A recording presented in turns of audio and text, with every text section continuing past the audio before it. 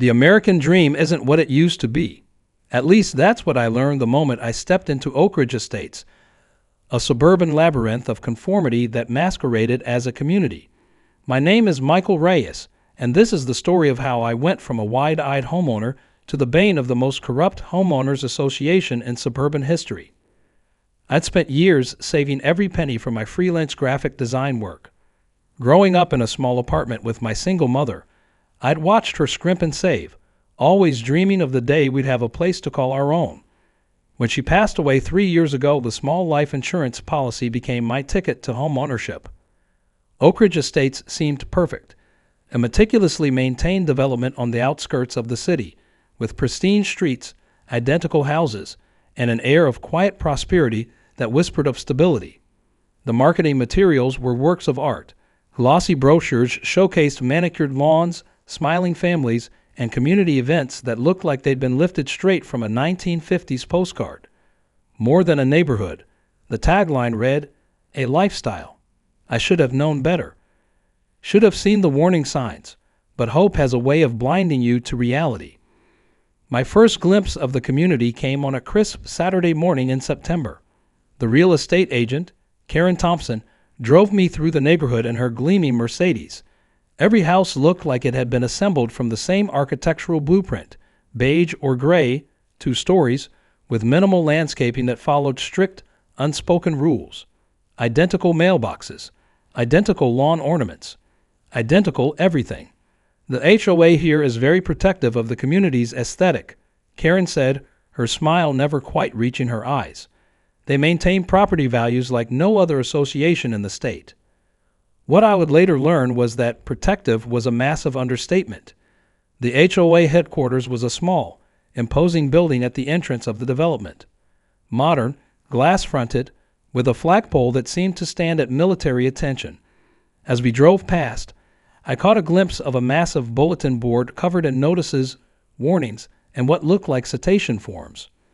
My townhouse, Unit 427 on Maple Court, was at the end of a perfectly straight street, identical landscaping, identical window treatments. The only thing that seemed slightly out of place was me. Victor Hawthorne, the HOA president, made his presence known before I even finished unpacking. A tall, rail-thin man in his late 60s, with steel gray hair and the kind of piercing blue eyes that made you want to apologize for existing. He arrived precisely at 10 a.m. the day after my move-in, clipboard in hand, wearing a pressed polo shirt that looked like it had never seen a wrinkle. "Mr. Reyes," he said, his voice a combination of corporate boardroom and military drill sergeant, "we need to discuss a few matters of community compliance." I invited him in, naive and eager to make a good impression. The next 30 minutes were a masterclass in bureaucratic intimidation. Victor walked through my townhouse with the precision of a forensic investigator, making notes on his clipboard. The ceramic garden gnome from my grandmother, the slightly askew blinds, the recycling bins I'd positioned near the side entrance. "These," he said, pointing to the gnome with a look of pure disdain, "are not within community guidelines." I would soon learn that in Oak Ridge Estates, nothing, absolutely nothing, was outside the HOA's jurisdiction. The community wasn't just a neighborhood. It was a kingdom, and Victor Hawthorne was its unquestioned monarch. Alina Rodriguez, the HOA secretary, was his perfect complement. Where Victor was all sharp edges and cold calculation, Alina was bureaucratic precision personified. A former DMV employee with a reputation for merciless rule enforcement, she took meticulous notes during Victor's inspection. Little did they know I wasn't going to be just another compliant homeowner. Little did I know how far I would go to fight back. The war was about to begin. The citations started arriving like clockwork. Each crisp white envelope bore the Oak Ridge Estates HOA letterhead, a pretentious combination of navy blue and gold that screamed institutional authority. I'd never imagined that a piece of paper could make my stomach churn, but these notices were designed to do exactly that. The first fine came from my grandmother's garden gnome, $75 for unauthorized decorative element outside approved landscaping parameters. The citation was so specific it bordered on comical. Regulation 7.3 Subsection B explicitly stated that decorative lawn ornaments must be less than 12 inches in height, neutral in color, and positioned no more than 24 inches from the primary residence foundation. My gnome was 13 inches tall, cream-colored instead of the approved taupe or earth tones, and it stood a devastating 36 inches from the foundation. I decided to fight. The next HOA meeting was my battlefield. The community center where they held these meetings looked like a government facility designed by someone who believed beige was the height of architectural innovation. Fluorescent lights flickered overhead, casting a sickly glow on rows of uncomfortable chairs filled with resigned-looking homeowners. Victor Hawthorne presided from the front of the room like a colonial governor. Elena Rodriguez sat to his right, her fingers poised over a laptop, ready to document every moment of the meeting with terrifying efficiency. When it was my turn to speak, I approached the microphone with my carefully prepared argument. The gnome was a gift from my late mother, I explained, my voice steady. It has significant personal meaning, and it doesn't violate any substantive community standards. Victor's response was immediate and cutting. "Mr. Reyes," he said, emphasizing each syllable of my last name as if it were a disease, "personal meaning is irrelevant. The HOA regulations are designed to maintain a uniform aesthetic that protects property values for all residents." The other board members nodded in unison. It was like watching a cult of suburban conformity in action. But the gnome was just the beginning. The next citation arrived 2 weeks later. My car, a modest Honda Civic I'd maintained meticulously, was apparently parked incorrectly. The specific violation: my front wheels were 2 inches over the designated parking line and my assigned space. Another $150 fine, with a warning that repeated violations could result in towing. I began to understand the true nature of Oak Ridge Estates. This wasn't a community. It was a totalitarian state with property lines instead of borders. My neighbor Tom Martinez was the first to offer real sympathy. A retired software engineer with a sardonic sense of humor. He'd been living in the development for 7 years. "Welcome to the machine," he told me over a shared six-pack one evening. "Victor and Elena have been running this place like their personal fiefdom for years." Tom showed me his own collection of citations. Fines for excessive window curtain length, warnings about the exact shade of his house's exterior paint, threats for having flowering plants that weren't on the approved landscaping list. "Most people just pay and shut up," Tom explained. "They're afraid of making waves, but somebody needs to stand up to them." The next citation proved Tom's point perfectly. A $250 fine for non-regulation mailbox positioning. Apparently, my mailbox was 0.5 inches lower on its post than the HOA mandated height. The level of pettiness was beyond comprehension. I started documenting everything, every citation, every interaction, every ridiculous regulation. I didn't know it then, but I was preparing for a war, and in Oak Ridge Estates, the HOA always thought they had the ultimate weapon. They were about to learn differently. The next 3 months were a masterclass in bureaucratic harassment. What started as occasional citations morphed into a sustained assault on my existence as a homeowner. Victor Hawthorne and Elena Rodriguez seemed to have made it their personal mission to break my spirit. My workspace, a small home office where I did my freelance graphic design work, became a war room. Bulletin boards covered with citations, spreadsheets tracking every interaction, chronological timelines of HOA communications. Tom Martinez became my unlikely ally, stopping by with evidence and moral support. "They've done this to dozens of homeowners," Tom told me one evening, spreading out a collection of documents he'd been quietly gathering over the years. "Most just give up. They pay the fines, make the changes, and keep their heads down." The fines escalated with surgical precision. $350 for unauthorized exterior lighting. Another $275 for non-compliant window treatments. Each citation came with increasingly baroque explanations that read like they'd been written by a frustrated novelist with a vendetta against individuality. The community began to take notice. Some neighbors looked at me with a mixture of pity and fear. Others, the long-term residents who had been beaten down by years of HOA tyranny, watched with a glimmer of hope. I was becoming something of a local legend, the first person in years to actively push back against Victor's regime. Elena Rodriguez seemed to take my resistance personally. Her citations became more creative, more targeted. A warning about the excessive length of my welcome mat, a fine for inappropriate recycling bin placement that defied all logic. Each document was a masterpiece of bureaucratic nonsense, typed with what seemed like barely contained rage. Tom's research revealed a disturbing pattern. The HOA wasn't just strict. They were systematically targeting certain homeowners, young professionals, recent divorcees, anyone who seemed vulnerable or likely to be intimidated. They've got a formula, Tom explained, showing me spreadsheets that tracked fine amounts, property values, and homeowner demographics. Certain profiles get hit harder than others. It's like they're running a protection racket, but with HOA regulations. The breaking point came during the community's annual block party.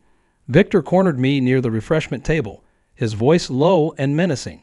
"Mr. Reyes," he said, "you're creating unnecessary tension in our community. These citations are for everyone's benefit." I noticed other homeowners listening, some nodding reflexively, others avoiding eye contact. Tom's research had uncovered something more sinister. The HOA seemed to have an unofficial kickback system with local contractors. Fines, repairs, mandatory maintenance, it was all part of an elaborate money-making scheme. My next-door neighbor, Sarah Chin, a local investigative journalist, became interested. "This goes beyond typical HOA overreach," she told me, reviewing Tom's documentation. "We might have a real story here." The community was changing. What had once been a place of silent submission was now a powder keg of potential rebellion. Homeowners who had suffered in silence for years began to share their stories. Tom and I became unofficial counselors, collecting evidence, offering support. Victor and Elena must have sensed the shifting tide. Their citations became more aggressive, more frequent. It was like watching a cornered animal lash out, desperate, dangerous, but ultimately fighting a losing battle. I didn't know it then, but we were on the verge of something big. The quiet suburban war was about to become very, very loud, and I was ready. The foreclosure notice arrived on a Tuesday morning, sealed in an official envelope that seemed to radiate malevolence. $5,247.63 in accumulated fines, administrative costs, and what they cryptically labeled community reputation damage. It wasn't just a fine anymore. It was an existential threat. I stared at the document, my hands trembling slightly. This was no longer about a garden gnome or improperly positioned recycling bins. This was an attempt to strip me of everything I'd worked for. Tom Martinez was the first person I called. He arrived within 20 minutes, a manila folder tucked under his arm and a look of determined rage in his eyes. We spread the documents across my kitchen table, a forensic investigation of bureaucratic warfare. "They're not just trying to fine you," Tom muttered, examining the foreclosure notice. "They're trying to destroy you." The breakdown was meticulous in its cruelty. $75. Unauthorized lawn ornament. $150. Improper vehicle parking. $250. Non-regulation mailbox positioning. $350. Unauthorized exterior lighting. $275. Non-compliant window treatments.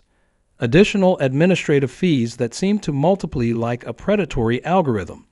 Each fine was accompanied by a reference to a specific HOA regulation, written in language that seemed designed to obfuscate rather than clarify.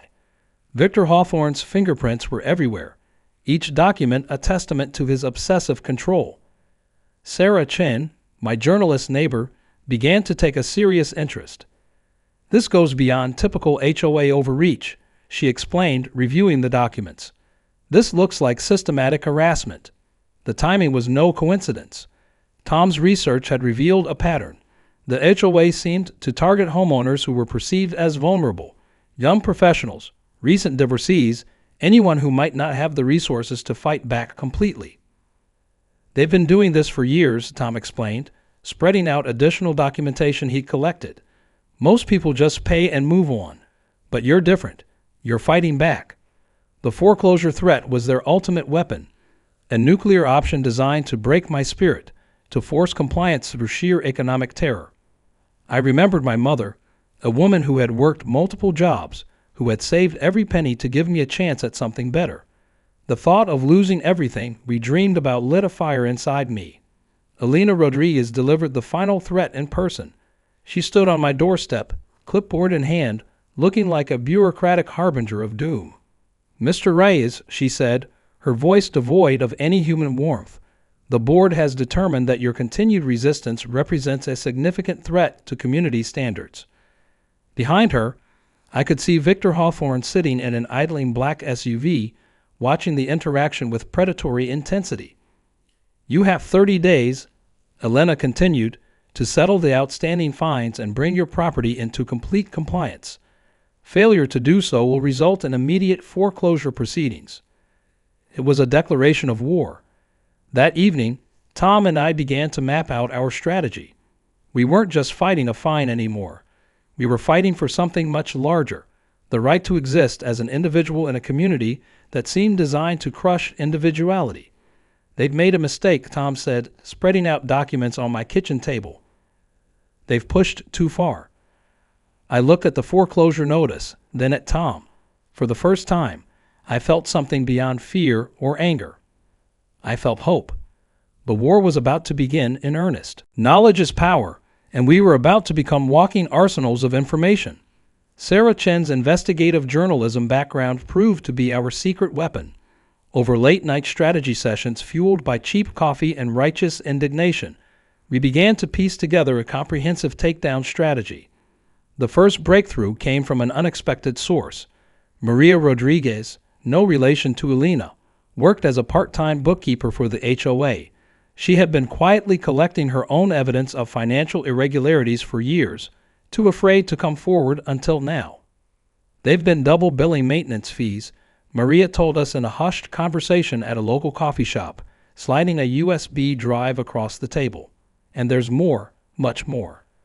The drive contained a treasure trove of documentation, kickback schemes with local contractors, inflated maintenance invoices, a complex web of financial manipulation that went far beyond simple HOA mismanagement. Tom's software engineering skills came into play. He began forensically analyzing every document, creating sophisticated spreadsheets that mapped out the HOA's corrupt practices. Each discovered irregularity was another bullet in our metaphorical legal gun. Our first public move was strategic. Sarah began working on an investigative piece for the Metro Herald, carefully verifying every single piece of information. "We can't give them any room to fight back," she explained. "This has to be bulletproof." The state's Real Estate Commission became our next target. We compiled a comprehensive report detailing the HOA's systematic harassment, financial improprieties, and potential legal violations. Each citation, each fine, each threatening letter became evidence of a larger pattern of abuse. Victor Hawthorne must have sensed the gathering storm. The HOA's tactics became increasingly desperate. More frequent citations, more aggressive language. It was the bureaucratic equivalent of a cornered animal lashing out. But we were prepared. Tom discovered a critical legal loophole. Many of the HOA's fine structures violated state regulations about homeowner associations. Some of their citations were literally unenforceable, a fact they'd been banking on homeowners not knowing. We began reaching out to other homeowners, not just in Oak Ridge Estates, but in surrounding communities. A support network began to form, a quiet rebellion of those who had been silenced for too long. Lisa Chen, a local real estate attorney who had been watching our efforts, offered pro bono support. "What they're doing is borderline extortion," she explained during a strategy meeting, "and I'm willing to help prove it." The local news began to take notice. First, it was just Sarah's initial investigative piece. Then other journalists started digging. The story of Oak Ridge Estates HOA was becoming more than just a local issue. It was becoming a symbol of bureaucratic overreach.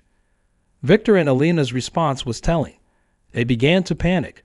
Emergency board meetings, hushed phone calls, the kind of frantic activity that suggested our attack was landing precisely where it needed to. Maria Rodriguez provided the final piece of evidence: internal emails that showed a systematic approach to harassing specific homeowners. Emails that proved this wasn't just mismanagement. This was a calculated system of control.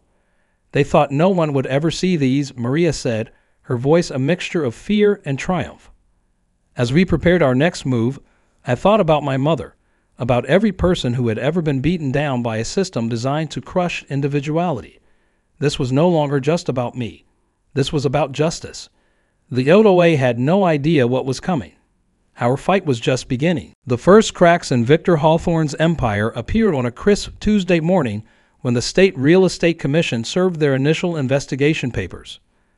I watched from my front window as two investigators in dark suits approached the HOA headquarters. Victor stood on the steps, his trademark composure cracking for the first time. The steel-gray hair seemed to lose its luster, the razor-sharp creases of his pressed shirt suddenly looking rumpled and defeated. Alina Rodriguez was the first to break. Within 48 hours of the initial investigation, she contacted our legal team with an offer to testify. The rat was abandoning the ship, and she was doing it with remarkable speed. "I have documentation," she told Lisa Chen during a preliminary meeting. "Emails, spreadsheets, financial records that will blow this whole thing wide open." Tom Martinez was like a kid on Christmas morning. Years of quiet documentation were finally bearing fruit. We discovered a complex kickback scheme that ran deeper than anyone had initially suspected. Local contractors were receiving inflated maintenance contracts, with board members taking secret payments. "It's not just corruption," Tom explained, spreading out forensic spreadsheets across my kitchen table. "It's a carefully constructed system of institutional theft." The board members began to turn on each other with stunning rapidity. What had once been a unified front of bureaucratic tyranny was now a circular firing squad of self-preservation. James Weatherby, the HOA's treasurer, was the next to crack. A quiet, mousy accountant who had long been overshadowed by Victor's aggressive leadership. He arrived at our meeting with a briefcase full of documents that painted a damning picture. "I've been wanting to say something for years," Weatherby confessed, his hands shaking slightly. But Victor always made it clear that dissent was not tolerated. The financial irregularities were breathtaking in their scope. Fictitious maintenance contracts, phantom repair work, kickbacks that had been funneled through a complex network of shell companies. What had seemed like petty HOA harassment was actually a sophisticated financial fraud operation. Sarah Chen's investigative pieces began to run in the Metro Herald, each article more explosive than the last. The community watched in a mixture of shock and vindication. Homeowners who had been silenced for years began coming forward with their own stories. Lisa Chen, our attorney, was ruthless in her pursuit. "We're not just fighting a few cetaceans," she told me during one strategy session. "We're dismantling an entire corrupt system." The state investigation expanded. What started as a local HOA inquiry was now a full-scale investigation into potential systematic fraud. Subpoenas flew. Bank records were seized. Victor Hawthorne's carefully constructed world began to crumble. Mark Donovan, another board member, attempted to cut a deal. He arrived at our meeting looking like a man who had aged 10 years in a week, offering what he called inside information in exchange for leniency. Victor controlled everything. Donovan confessed. Every fine. Every contract. It was never about maintaining community standards. It was always about control, about money.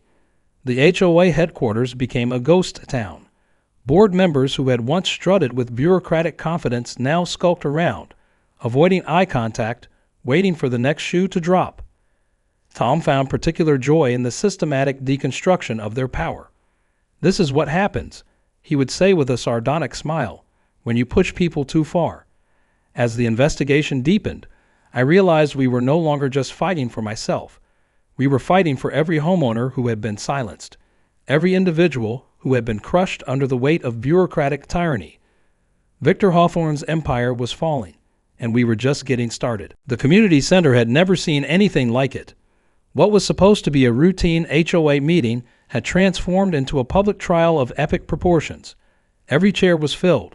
The walls seemed to buzz with anticipation. Victor Hawthorne sat at the front table, no longer the imposing figure he once was.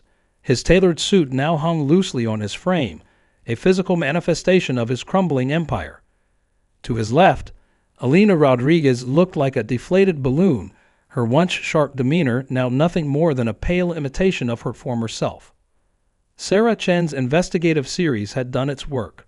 The Metro Herald had systematically exposed every corrupt practice, every backdoor deal, every manipulative tactic the HOA had employed for years. What had begun as a personal battle had become a community-wide reckoning. The state's Real Estate Commission investigator, Martha Ramirez, took the podium. Her voice was calm, but there was an underlying current of righteous anger that made the entire room sit up straighter. "We have uncovered," Ramirez began, "a systematic pattern of fraud, harassment, and financial misconduct that extends far beyond typical HOA mismanagement." The evidence was overwhelming. Spreadsheets projected onto the wall showed years of financial manipulation. Emails revealed a calculated system of targeting specific homeowners. Bank records detailed kickback schemes that would make a mobster blush. I sat in the front row, Tom Martinez beside me. We had become unlikely heroes, the people who had refused to back down. Victor attempted to mount a defense. "These are baseless accusations," he stammered, his voice a far cry from the authoritative tone he used for years. "We were simply maintaining community standards." But the community was done being silent. Homeowner after homeowner stood up, sharing stories of harassment. The woman whose garden was repeatedly cited for imaginary violations.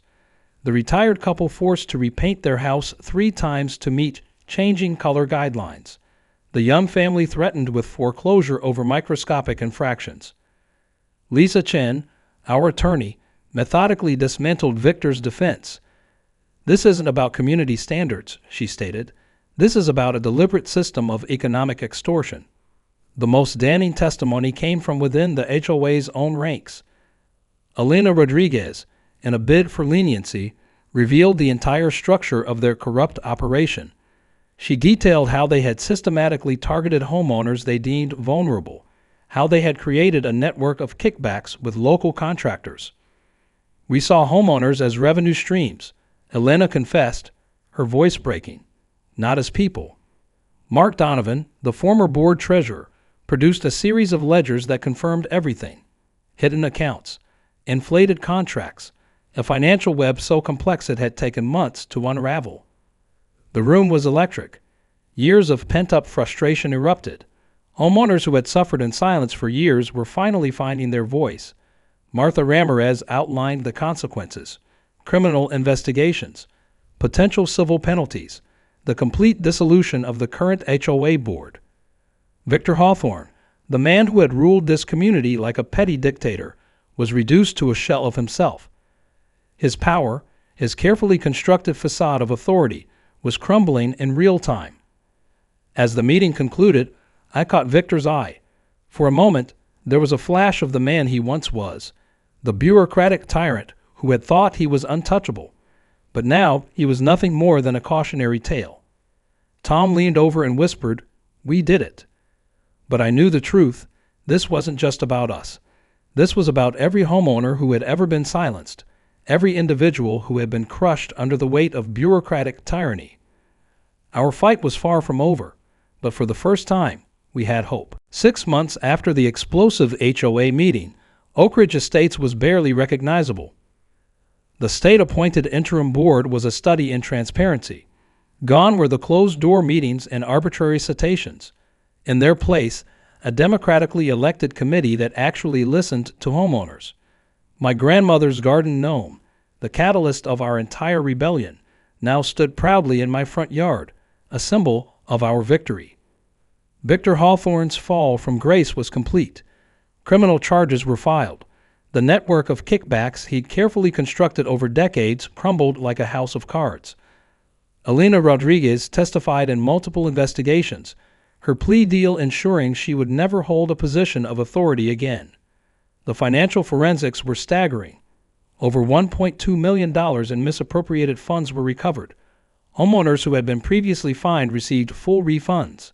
Those who had been threatened with foreclosure had their properties cleared of all fraudulent liens. Tom Martinez became something of a local hero. His meticulous documentation, years of quiet resistance, was crucial to bringing down the entire corrupt system. The software engineer who had collected evidence became the community's most celebrated resident. Sarah Chen's investigative series won multiple journalism awards. What had started as a local story became a national conversation about HOA overreach and systemic community corruption. The legal aftermath was equally dramatic. Victor faced multiple felony charges: fraud, embezzlement, conspiracy. The once untouchable HOA president was reduced to a cautionary tale. His mug shot splashed across local news channels. Our neighborhood began to transform. Community meetings became actual discussions. Homeowners who had been silenced for years found their voices. The suffocating conformity that had defined Oak Ridge Estates gave way to something more vibrant, more human. Lisa Chen, our attorney, explained the broader implications during a community celebration. "This isn't just about one HOA," she told the gathered residents. "This is about holding power structures accountable." Maria Rodriguez, the bookkeeper who had first provided critical evidence, received a special commendation. Her courage in coming forward had been the first crack in the HOA's armor. I thought often about my mother, the woman who had worked multiple jobs, who had saved every penny to give me a chance at something better. She would have been proud. The most satisfying moment came unexpectedly. Victor Hawthorne's $1 million home, the symbol of his years of corrupt power, went up for a foreclosure sale. The irony was not lost on anyone. Mark Donovan, the former board treasurer who had turned state's witness, reached out to me months later. "I never thought anyone would stand up to them," he admitted during a coffee meeting. "We all just accepted it as normal." But it wasn't normal, and we had proven that. The new HOA bylaws were a complete reimagining of community governance. Term limits, transparent financial reporting, a dedicated homeowner advocacy committee, no more arbitrary fines, no more hidden agendas. As I stood on my front porch, the same garden gnome that had started our entire rebellion watching over the yard, I realized we had done more than just fight a corrupt HOA. We had restored something fundamental, the idea that communities should be about people, not power. Tom was right that night months ago when he whispered, "We did it." But what we did was so much more than just winning a fight. We gave hope to an entire community that had forgotten what hope looked like. And sometimes that's the most revolutionary act of all.